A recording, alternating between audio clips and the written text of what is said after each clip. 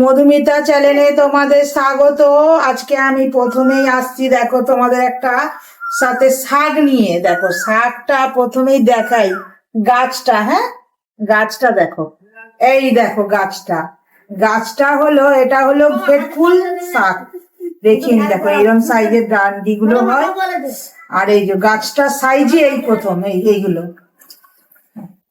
ঘেটকুল শাকগুলোর পাতাগুলো আমি এইভাবে কেটে নিচ্ছি। দেখো এটা বটিতে কাটলে আরো ভালো হবে। নিচ্ছি, বটিটা নিয়ে পাতাগুলো এইভাবে আমি ছাড়িয়ে নিচ্ছি। আর এর যে ডান্ডিগুলো আছে আমি ডান্ডিগুলো ফেলে দিচ্ছি। ডান্ডিগুলো কিচ্ছু করব না বা খাবো না, এই পাতাগুলো আমার লাগবে।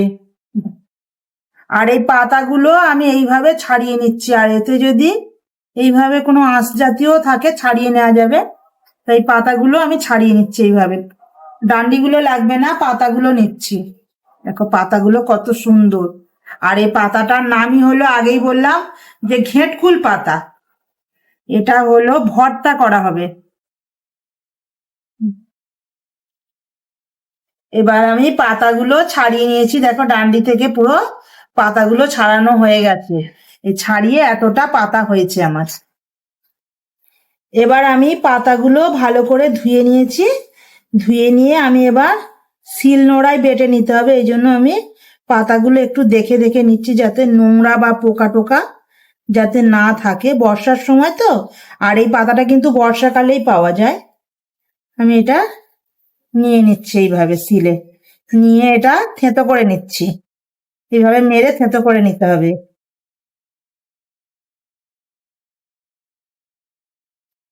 এবার আমি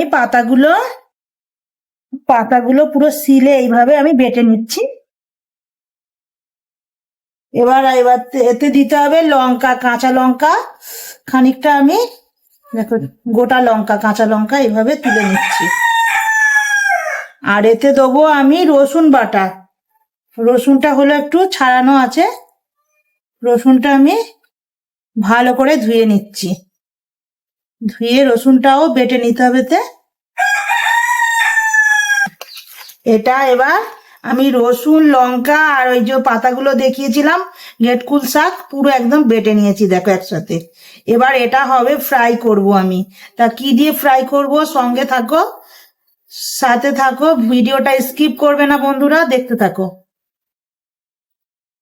এবার আমি একটা গ্যাসের চুলায় কড়া বসিয়ে নিয়েছি। এবার আমি এতে দিয়ে দিচ্ছি সর্ষের তেল।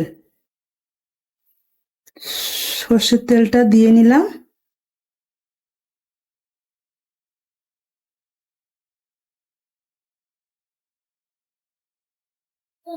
তেল গরম হয়ে গেছে, আমি এতে দিয়ে দিচ্ছি দেখো খানিকটা কালো জিরে।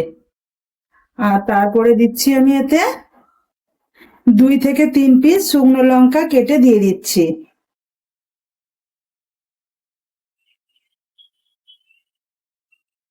দুটো তিনটে লঙ্কা চিড়ে দিয়ে দিলাম।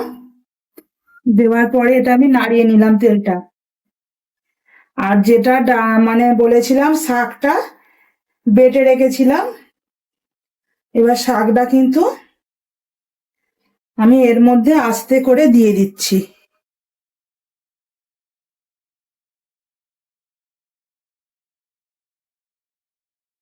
এবার আমি শাকটা দেওয়ার পরে এটা একটু নাড়াচাড়া করে দিচ্ছি। আর এর যে রসটা আছে, রসটা শুকনো করতে হবে খুব ভালো করে। আর নুন দিতে হবে এতে। আমি এতে দিয়ে দিচ্ছি 1 চামচ নুন। 1 চামচ নুন দিয়ে দিলাম। দিয়ে বারবার ধরে কিন্তু নাড়তে হবে, এটা তলায় লেগে না যায় বা পুড়ে না যায়। বারবার ধরে নেড়ে দিচ্ছি।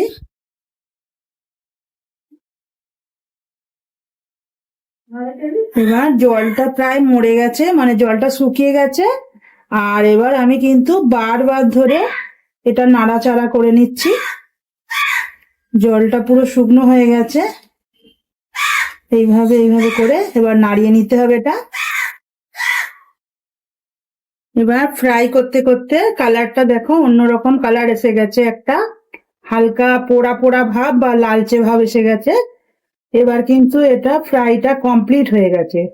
আর এর নাম হলো, তোমাদের প্রথমেও বলেছি এখনো বলছি, গেটকুল শাক ভর্তা, মানে যেটা বাটা আর কি। আর আমার চ্যানেলটা ভালো লাগলে একটা লাইক একটা শেয়ার করে রাখবেন বন্ধুরা।